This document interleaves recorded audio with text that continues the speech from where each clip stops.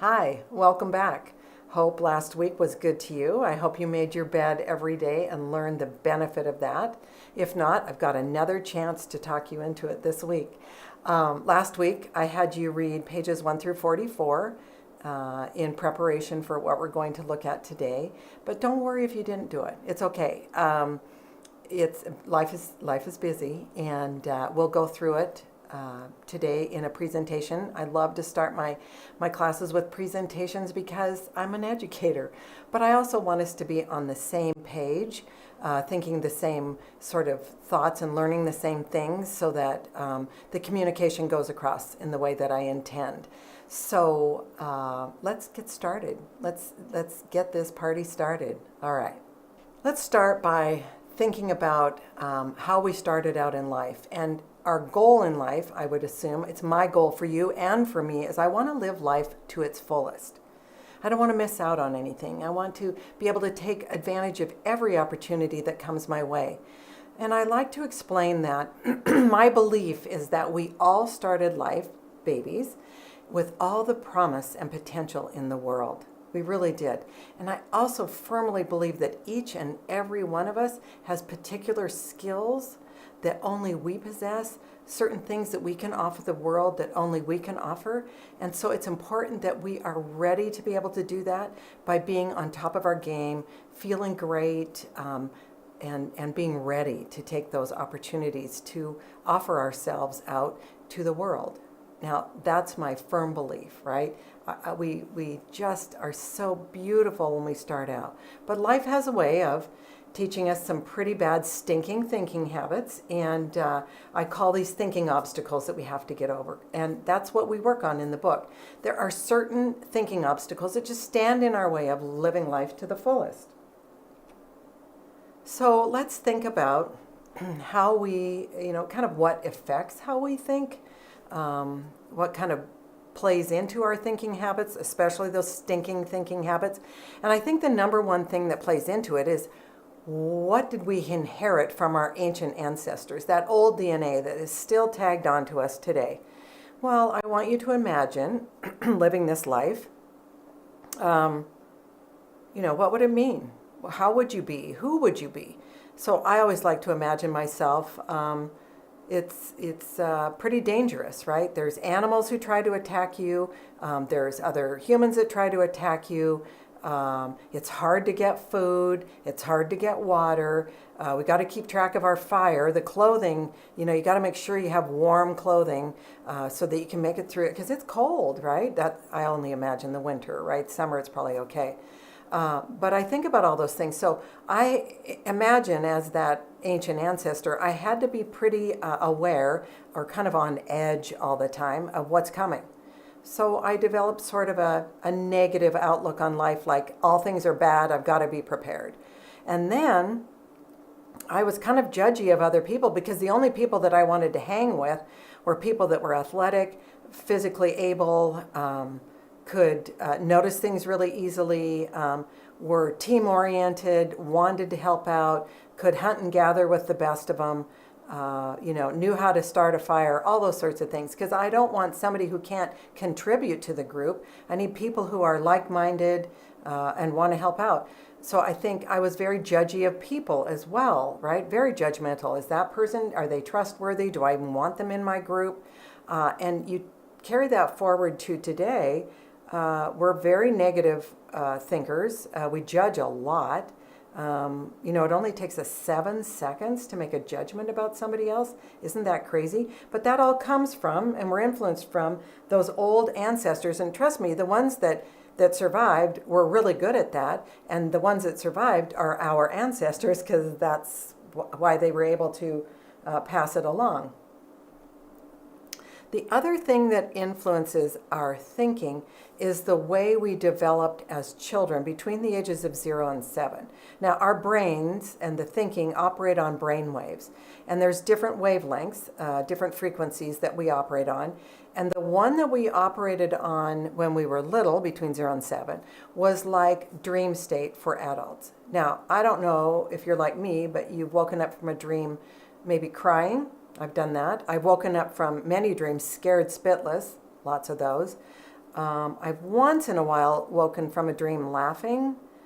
Gosh, when I was a kid, I used to have flying dreams. Those were the coolest dreams ever. But now, as an adult, I don't even remember my dreams that well. But when I do, I sometimes feel like they were real, like those ones where I wake up crying. It feels like it was real, so it takes me a moment to get my act together again. Or if I was scared spitless in the dream, it gets me a while to get my heart rate down. Well, guess what? Kids between 0 and 7 are operating in dream state during the day.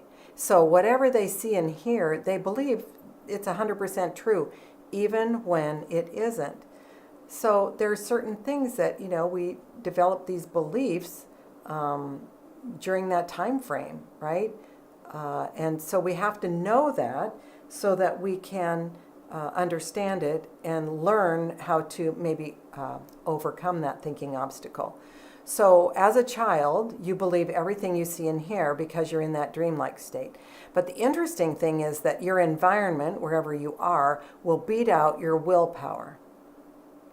So during those formative years, maybe you learned to believe that you don't deserve it. Maybe when you were at the store with your mom, she was super tired, worn out from the day. She just had to hurry up and get groceries, get home, make dinner, help you guys with homework, get everybody a bath and get them to bed before she had to be ready to go to work tomorrow.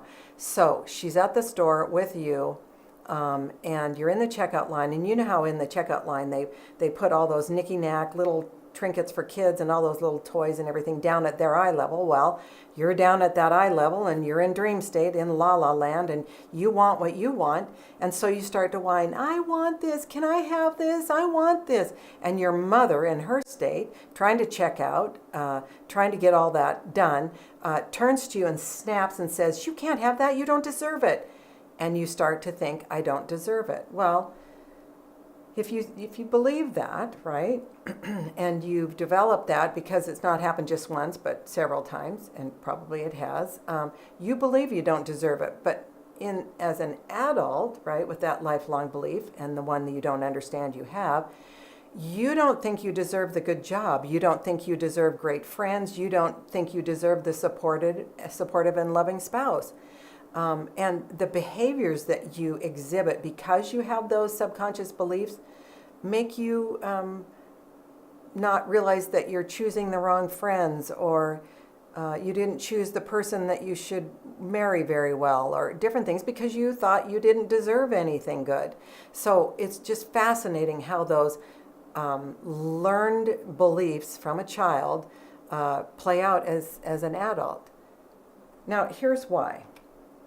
It's because we have two parts to our brain. We have the subconscious part, which we don't really realize is playing a tape all the time.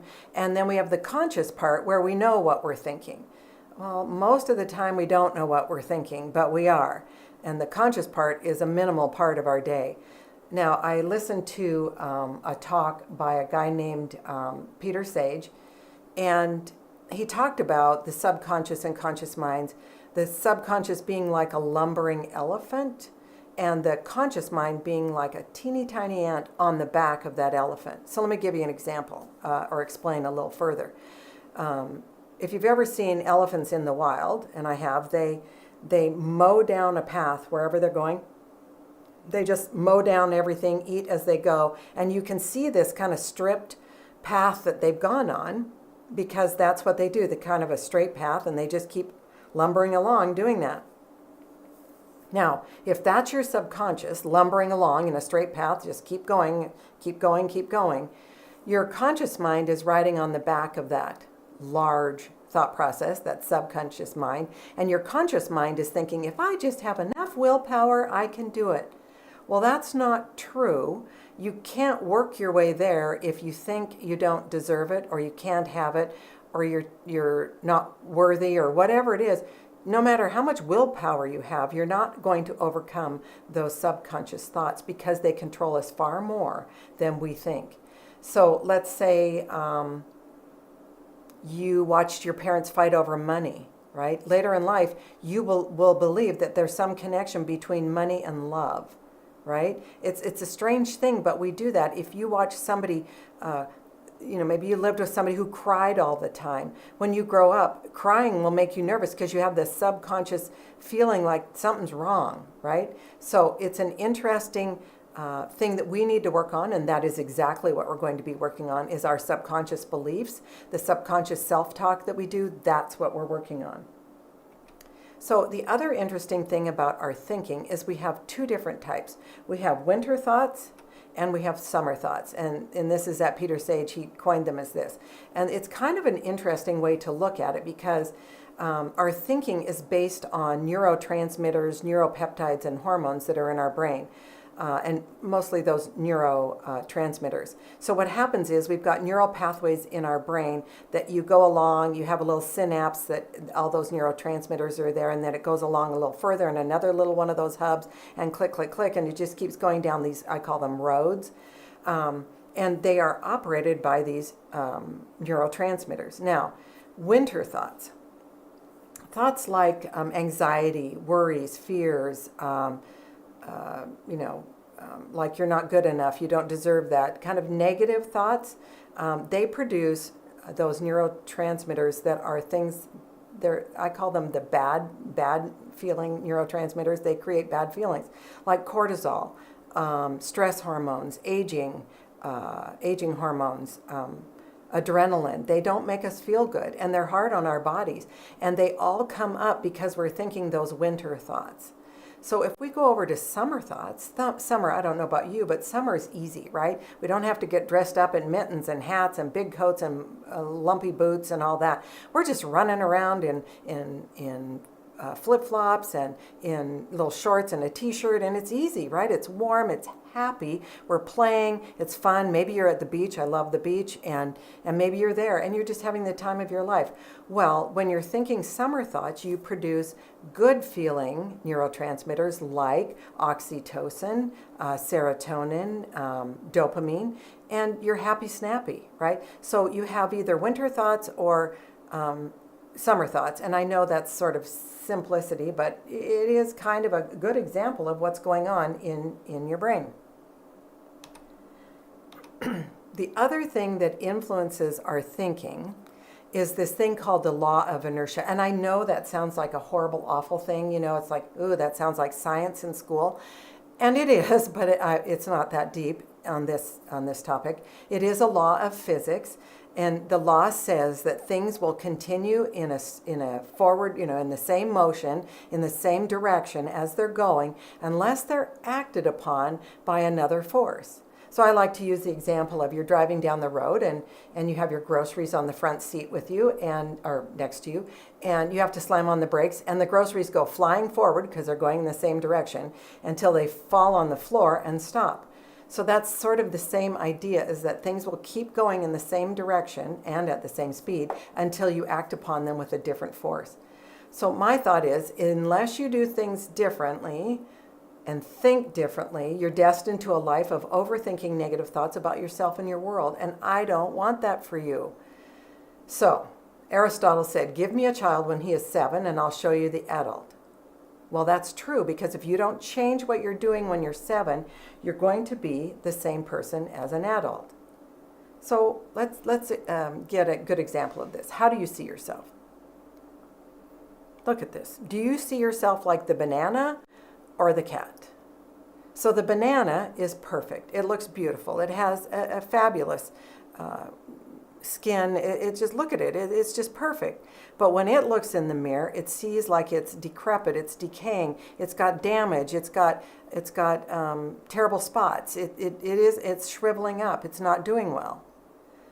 That might be how you see yourself. Or maybe you're like the kitty cat. The kitty cat sees itself as this great big huge lion, very strong, ready to take on the world, when indeed you aren't that person at all, but you see yourself as that person. So now understand, neither one of these opinions is valid, true, nor good for you, because we need to be honest with ourselves, who we are, but we have to be honest, not do these terrible things like thinking, oh my gosh, I'm horrible or I'm glorious, because neither one of those allows us room to grow, right? If we hold on to opinion that isn't accurate, we don't spur ourselves on to doing different. And we need to. We need to be able to do things differently to overcome our stinking thinking habits. So right now, I want you to commit to make a change. Now this picture, it's not a great one, but it's a great example. Those are ruts in a mud road. And I don't know if you've ever driven on a mud road after the ruts have hardened, like it was wet, and somebody drove on it, which squished into the mud. And then when it dried, it was these hard ruts. And if you get in those ruts, it's really hard to get out of them. Like you have to yank your steering wheel so hard to make your car jump out of the ruts, right? I also equate it, if you're a skier, I like the skiing analogy. It's like a cat track. So if you get on the cat track skiing, you will go where the cat track takes you because it has a particular destination you'll end up at. You don't ski off of a cat track, really. It's terrible terrain. It's not groomed. It's usually straight up and down. It's just, you don't do that. I mean, some people do, but you just don't. You stay on the cat track, which is all groomed and everything, and you get to the other location where it takes you. Well, the way you're thinking is much like that. You have neural pathways in your brain that are like dirt ruts in a road where it's hard to get out of the way you've been thinking, right? It's the same thing as getting on that cat track, and you're going to go where that thinking takes you because it's the same neural pathway you've always done. So we need to create new neural pathways and do it differently. So how do we do that? Well, we start by making our bed. Remember that? We already did that. And maybe you didn't believe me. I'm okay with that. I'm fine. I can still try to talk you into it with the teacherishness in me. I want you to believe what I'm saying.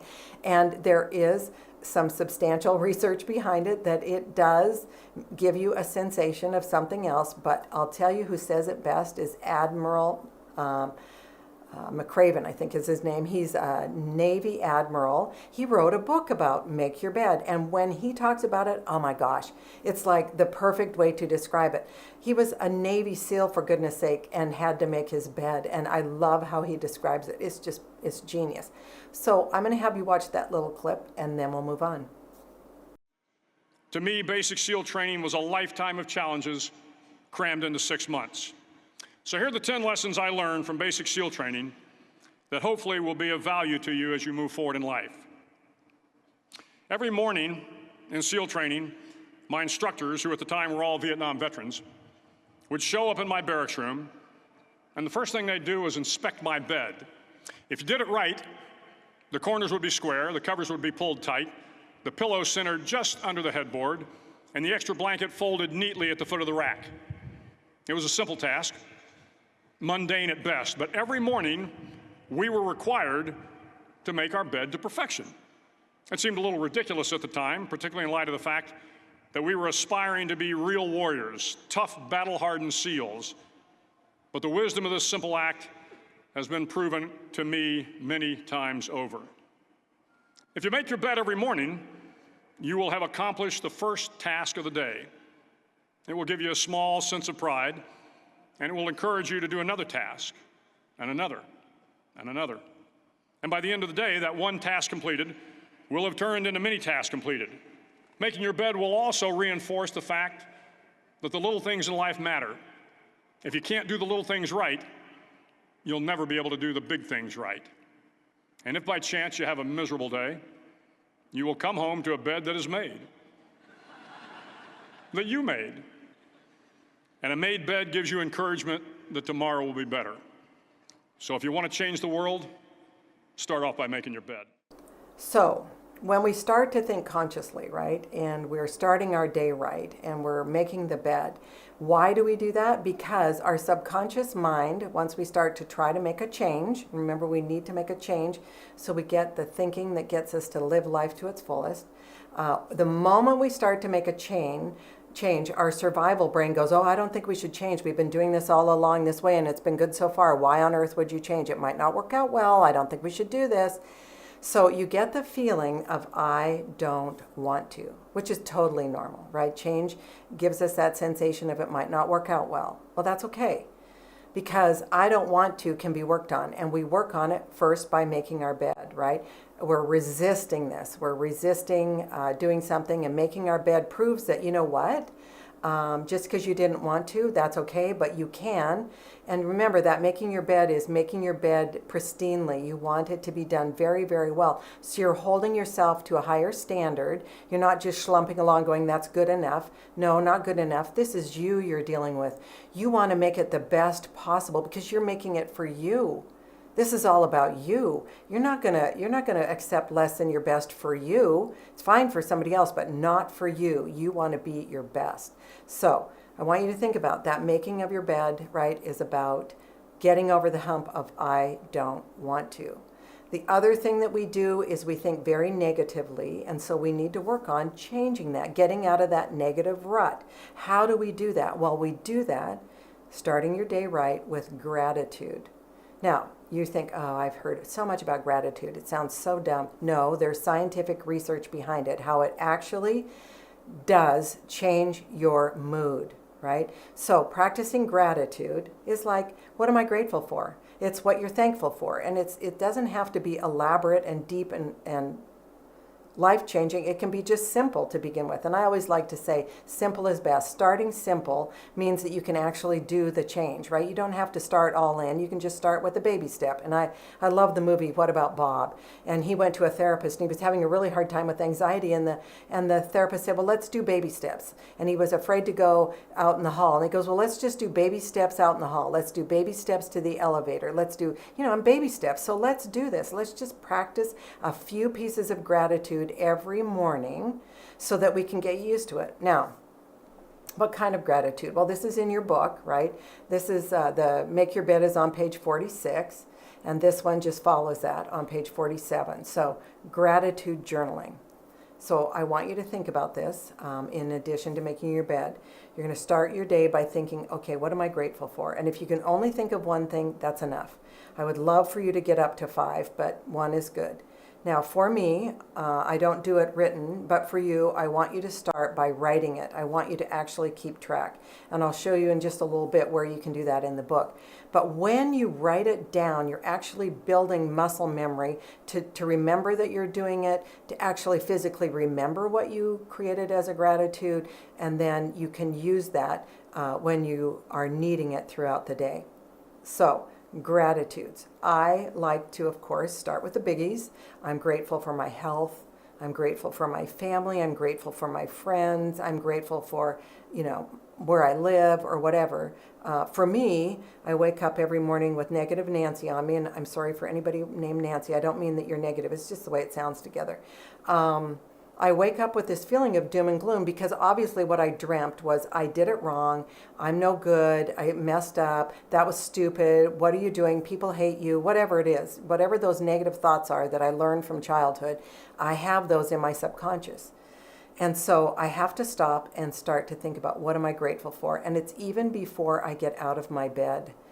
I want to make sure that I shake that off before I hit the ground. So I think to myself, I'm grateful for my bed because, oh my gosh, I'm so grateful for my bed. I love my bed. It is so comfortable. It allows me to have a good night's sleep. It's so cozy. I can get in there when I'm not feeling right, and it makes me happy, snappy. I also love my pillow. I'm kind of a thing of a pillow snob. I only want my pillow, so I carry it with me when I travel. I know that's cray-cray, but I do because I love my pillow. So I'm super grateful for my pillow. I'm grateful for, of course, all those big things, but I'm also grateful for things like my eyelashes that keep dirt out of my eyes. I'm grateful for my kneecaps because they help me bend my legs. I'm grateful for my toes. They help me walk. So the cool thing about gratitudes is the moment you start listing them, your brain shifts from everything is wrong with your world to, oh, there are some things right. And the more you do it, right, the more you get used to it and the more your mood is lifted. And if you find yourself throughout the day, not just in the morning, but in the middle of the day feeling grumpy, overwhelmed, frustrated, just start doing gratitudes. And I tell you, within 5 things, your brain will go, oh yeah, not everything's bad. There are things that are good. Okay, I'm okay here. I'm all right. Now, I want you to end your day with joy.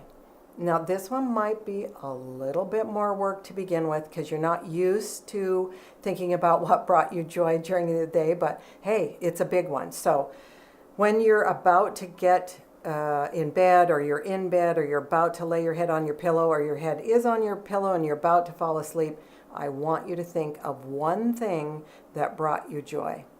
Just one. Now, you could think of 5, and that's great. But remember, baby steps, you can just think of one.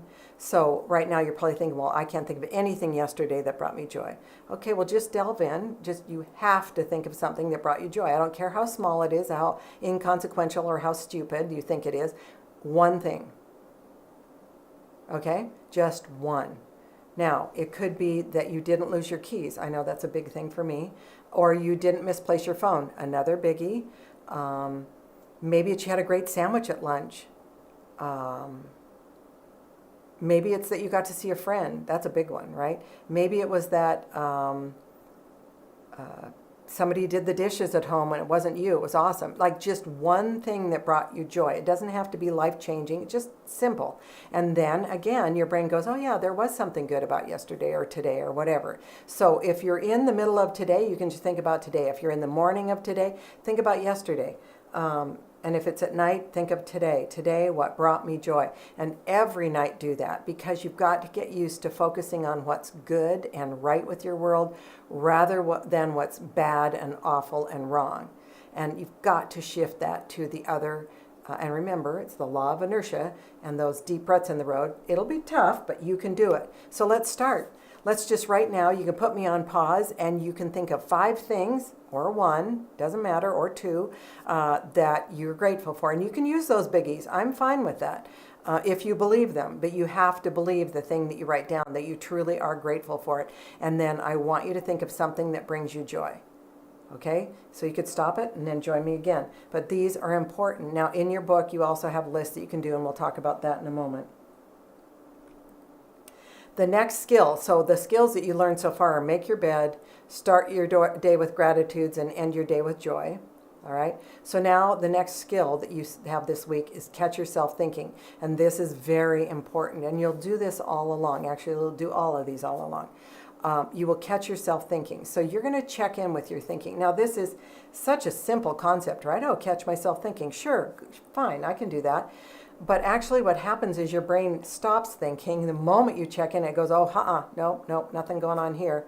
Nope. So catching yourself thinking actually takes a little bit of work to get that skill set. So I'm going to give you an example. When I was young, I loved the show Bewitched. And the mom in the show is the witch. And she could twinkle her nose back and forth, and they would make this dee-dee-dee-dee, kind of tink, tink, tink, tink sound on the show, and she would do magic. Now, how cool is that, especially for a young kid like me who loved to think about doing magic?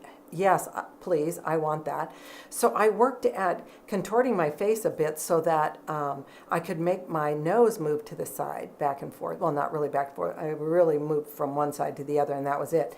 But I would do this weird kind of movement in my face that looked bizarre, was bizarre, and I actually turned it into a bit of a tic that I kept doing it, not because I was thinking I was doing magic, but because I just got used to making that movement.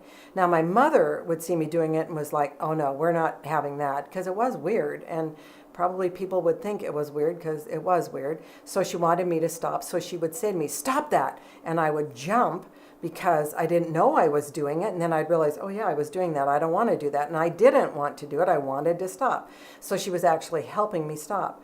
So every time she would say, stop that, and I jumped, I'd go, oh yeah, I'm doing that. Well, it wasn't for a while until I actually caught myself doing it all by my lonesome and grabbed my nose while I was doing it. And it was then that I was able to stop, because I actually noticed that I was doing it. Well, catching yourself thinking is very much like that. Eventually, you will get to the point where you can catch your thinking. You will notice your thinking. You will hear what you're thinking, but it won't be right away. It'll take a bit. So what I like to say to start with is maybe, put down maybe one time a day when you're going to actually check in with your thinking, or put in multiple times, whatever works for you. Remember, baby steps. So I like to embed those times in your normal day, and I used to do it on my calendar on my phone. I would put them in as a calendar thing, and then I would repeat them daily, and then I would put notifications to pop up 5 minutes before. So I would check in, 3 or 4 times a day with my thinking, so I could get used to doing it. Well, maybe you want to do it when normal daily time, so it's not such a chore. So like while brushing your teeth in the morning or at night, while driving in your car, that's a great time when I hear my thinking a lot while I'm in the car. Maybe at lunch when you've got time alone. Maybe in your shower, that's another time when I hear a lot of my thinking going on. Or maybe while eating breakfast. Whatever works for you. Try to set up a schedule to begin with. Later, you can just check in yourself. You'll get used to doing it. But to begin with, we need a little help. Like my mom's saying, stop that. This is a little bit of help to check in with your thoughts. Come on, do it. Because it's very important for you to hear what you're saying to yourself. So that's what I'm going to ask you. So you checked in with your thoughts. You actually hear what you're thinking, and I want you to listen to what you're saying. What are you saying to yourself? Because this is your subconscious mind. It is telling you something because conscious thoughts mixed with unconscious beliefs and biases run your inner monologue throughout the day. So what is it that you're saying, right? What types of things are you saying? Are you saying like you're an idiot? You got up late and you berate yourself all day for being so stupid, right? I don't know. Like, do you tell yourself that you're ugly, you're fat, you're people don't like you? I don't know what you could tell yourself, but whatever it is, you've got to hear it first before you can change it. So once you start getting used to hearing yourself talk, I want you to kind of look at it as a three thing. Is it positive, right? Is it something like, oh, I can try that and see if I like it, right? That's positive. Could be instructional. Well, I better study for that exam. That's instructional. Or I better get ready for tomorrow, right? That's instructional. Or how about negative? I will never get this right. I will never be able to do that. And that's the kind of thing I want you to figure out. What kinds of things are you telling yourself? Like, what is it that you say? Because it's important to know. Because once you hear it, and if it isn't great, you can change it. If it is great, great. A lot of times when we're hearing our thinking, we're thinking what if thoughts. And this is a big one if you're anxiety ridden. We go through what if like there's no tomorrow. And that's the voice in your head saying you got to be prepared for what's coming, right? Prep for the worst. That's the old DNA raising its head. What if? So, what if I go to the party and say something stupid? What if I screw up the presentation I have to do at work? What if I make my friend mad? It's just like what if, it goes on and on. So I want you to see if your mind is telling you those sorts of things. Is it prepping for the worst, like what ifs? Is it positive? Is it structural? Is it negative? Kind of get the pattern because you're looking for a pattern because there is one. Now, once you've learned to hear yourself catch your thoughts, listen to what you're saying, I want you to ask, is that true? Because it normally isn't. We normally go to the negative bend rather than the positive one, negative being the winter thoughts instead of the summer thoughts. So I'm going to give you a great example. When I was working, my boss said to me one day, hey, Heather, I need to see you at the end of the day. So immediately I go, oh man, what did I do wrong? And all day I'm thinking, what did I do wrong? I don't remember doing anything wrong.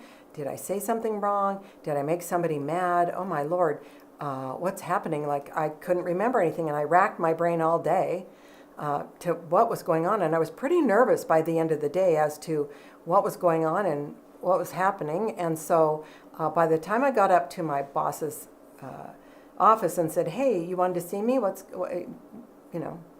do you need? And he said, oh, I just wanted to tell you what a great job you're doing, and everybody's raving about your teaching, and I just wanted to thank you. You're doing a great job. Oh, okay, thank you. And I walk away thinking, oh my Lord, why did I go to the negative and ruin a whole day? Why? Why did I do that? And that's the kind of thing that can happen when we let our thinking wander around, right, to something that isn't true, and to the negative side. Why not wander to the good side? Why didn't I say in the beginning, oh, I bet you my boss is going to tell me what a great job I'm doing? Why not? Because I'm prepping for the worst. Old DNA, it's so crazy. So you've got to understand what it is to be true. All right, so for something to be true, it is teachable, and it's then turns into knowledge, right? So it's something that's widely accepted as true and is knowledge. So when I say smoking is bad, That's not my opinion. That's actually been scientifically proved, and it's knowledge, and it's widely accepted as true, right? So I'm not just my opinions, it's true because it is true, right? So you've got to differentiate that, and so you've got to really think of 3 pieces of evidence that you can make sure that what you're thinking is true. So if I think I made my friend angry, okay, step number 1 is that true? Well, I'm not sure. And so I got to ask, okay, 3 pieces of evidence. I don't have any. So therefore it's not true. So therefore I'm not going to think it. I'm going to think something else. I'm going to go to gratitudes to get myself picked up a little and then think something else. Because why should we waste time on something that isn't true and makes us feel badly? Why waste your time in winter thoughts when you can just as easily do summer thoughts? So my favorite example of this is driving. You're driving down the road and somebody cuts you off and you immediately think, what a jerk, or some other personal expletive you like to use. And you might even give them some sort of signal out the window, right? I mean, this goes on all the time. So it's just because somebody cut you off and you decided, remember, you chose to think, what a jerk, right? Now, I want you to ask yourself, is that true? Well, you don't know that it's true. You don't even know that person. How can you guarantee they're a jerk? So first of all, you don't have 3 pieces of evidence that they're true. That's true. So you can't actually think it, but you did. And because you chose that thought, and because thoughts create feelings and feelings create actions, now you feel horrible and you're likely going to carry that around for a while and pass it on to others. Maybe a clerk in the store, you're going to be grumpy with them, or maybe you take it to work and you're grumpy with work, or maybe you bite the head off of your spouse or your kids because you feel like somebody took advantage of you and they did it on purpose. All right. Is it true? Can't guarantee that. So let's rework that example. Okay, you're driving. Somebody cuts you off and you think, wow, that person's really in a hurry. Maybe they have somebody sick at home. They got to get home. Or maybe they need to get to the hospital right away. Okay, so that's the choice that you made to think that. That in turn makes you feel compassion for the person, that they have something going on, that they're in a total rush and don't even see you. And then finally, what's the action you take? Is you feel compassion for them and you wish them well and you hope that they get there on time. Now, which thought is true? Jerk, in a hurry. Neither of those thoughts is true. So which one do you choose to think? In a hurry. It makes you feel better. That's why you choose that thought, because you are up to, of course you would choose true thoughts when they're true, but when they're not true, you choose the one that makes you feel better, because that's the trick on getting a grip. That's how you create better feelings and get those feel-good neurotransmitters in your brain. Now, you've learned your first step on getting a grip. So I told you about in the book that there are some pages where you can track what you're doing, and I highly recommend that. So in the book, there are always journaling pages at the end of each chapter. So this is week 1 journaling. So you could journal if you would like to. You just write down the day and the date so you know when you started, and you want to do it every day of the week. So like if this is a Tuesday, you're going to do it all this week and Monday next week, so you get the week's worth, right? And then you will see me next Tuesday, so a week after this one. So on these journaling pages, you could list the time of day, because it's important to see the pattern of when you were thinking a certain thought. Maybe it's 4 o'clock in the afternoon and you wear thin and that's when you get grumpy. I don't know. But I want you to think of the time of day and what you were thinking. All right. And then you can also write down your self-talk and note whether it was positive, negative, or true.